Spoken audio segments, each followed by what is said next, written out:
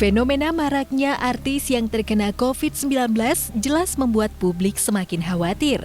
Apalagi belakangan ada pengakuan mengejutkan dari pedangdut lawas Iis Sugianto yang mengaku positif COVID-19 sejak Agustus lalu. Saat tahu ia positif, kala itu Iis merasa seolah berada dalam pergulatan hidup dan mati. Saya tanggal 11 Agustus saya demam tinggi. Nah, dari itu demam tingginya dari kemudian suka naik turun gitu, normal kembali. Setelah 3 hari baru saya cek ke lab. Kan nggak pikir kalau kita COVID ya, jadi kita ke lab pikir mungkin ini DB atau tipes.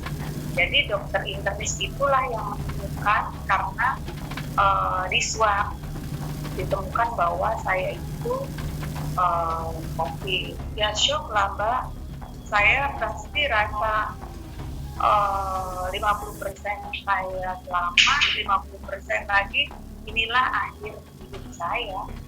Yang saya pikirkan adalah menyiapkan mental anak-anak saya.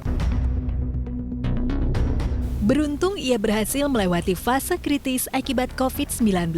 Kepada awak media, Iis mengaku sudah bangkit dari sakit yang sempat membuatnya frustrasi itu. Kepada halayak, Iis juga membagikan pengalaman dan cara hidup sehat menghadapi ancaman COVID-19. Saya tetap harus berusaha, walaupun vonis itu pasti juga ada juga. Ini mungkin akhir hidup saya ya, mungkin saya juga harus mempersiapkan untuk meninggalkan dunia ini. Tapi saya pasrah juga, Tuhan inilah diri saya. Memang kalau kau mau ambil, saya siap.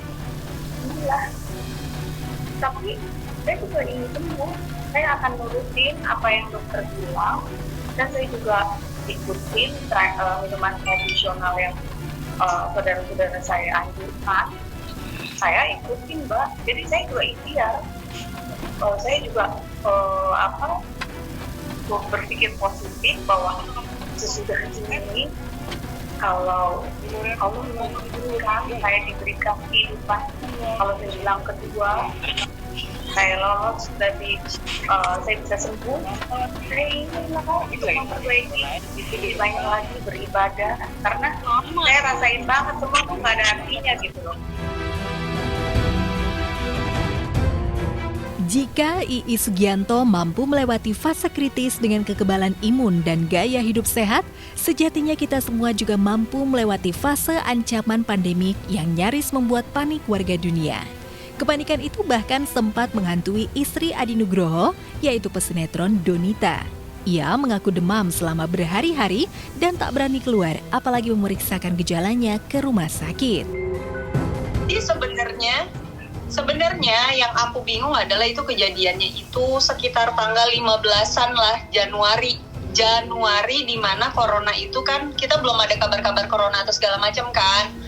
Nah, terus udah gitu aku tuh sempet, jadi aku lagi meeting gitu di PIM, terus tiba-tiba awalnya mataku iritasi, aku pikir mungkin karena iritasi soft lens, aku buang soft lensnya. Nggak lama dari situ, cuman selang sejam, kayak tenggorokan aku berasa sakit. Abis berasa sakit, nggak lama dari situ badan aku kayak gemeteran. Dan ternyata panasku 40, jadi aku tuh masih nyempetin dulu buat beli obat dulu ke apotek yang ada di situ, di mall gitu. Terus pulang nyampe rumah tuh udah hilang konsentrasi, demam tinggi, dan akhirnya aku datang ke IGD tuh. Terus disuruh cek kan darah, tipes, DB, semuanya oke. Bingung kan, terus apa gitu, sebenarnya aku sakit apa gitu, sampai aku belum membaik betul, anak-anak aku sakitnya mirip, gejalanya mata merah, batuk pilek, radang tenggorokan, dicek istilah kata tipes DB-nya semuanya aman. Terus udah gitu mbak di rumah juga, suster-suster di rumah yang alhamdulillah saat itu yang gak kenapa-napa itu cuman suami aku, Adi sama mamaku. Itu aku panik banget, sampai mikir ini kenapa sih gitu, kalau sampai radang tenggorokan biasanya kan sampai radangnya hilang terus jadi flu, itu biasanya prosesnya cuma sekitar 2-3 hari gitu. ini lebih dari 1 minggu, ini nggak membaik. Kepanikan Donita memang cukup beralasan. Apalagi belakangan santer tersiar ada banyak pelaku hiburan yang terjangkit virus corona. Apalagi sejak aktor lawas Pit Pagau yang tak lain adalah paman presenter Raffi Ahmad juga dikabarkan positif corona. Sebagian selebriti yang baru saja meninggal seperti aktor Ade Firman malah sempat santer diisukan tutup usia karena corona. Namun kabar itu langsung ditepis pihak keluarga. Saya mau klarifikasi soal berita yang ada di luar soal kakak saya yang katanya terpapar COVID itu sangat tidak betul, karena kakak saya meninggal bukan karena penyakit itu, bukan karena virus itu.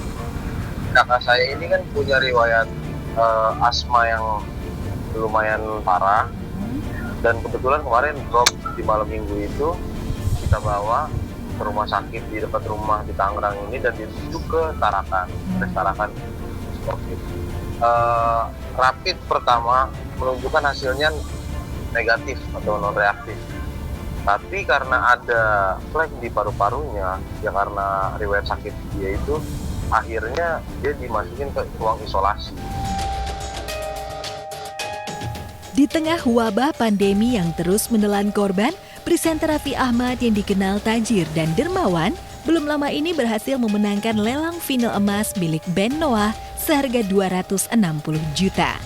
Dari hasil lelang itu, uangnya akan disalurkan untuk para kru band yang terkena dampak COVID-19.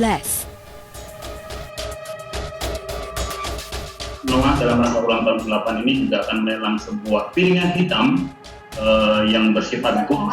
Ini udah ada di tangan saya memegangnya. Nah, saat ini katanya sudah ada yang bidding berapa?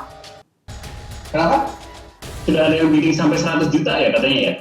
Terakhir beli 100 juta ya? Terakhir 100 juta. Saya nambah 100 juta satu deh.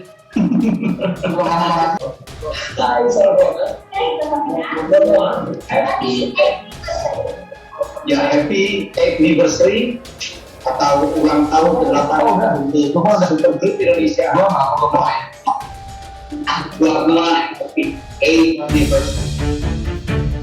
Di fase genting wabah pandemi ini, memang kepanikan tak bisa dihindari. Karena itu Pemprov DKI Jakarta dan sekitarnya memberlakukan kembali PSBB Jilid 2 secara ketat. Selain untuk menekan angka korban, juga untuk mencegah terjadinya penularan yang masif. Namun, meskipun pembatasan sosial secara ketat ini berlangsung, tak lantas aktivitas sosial dihentikan. Sejauh protokol kesehatan tetap bisa dilakukan.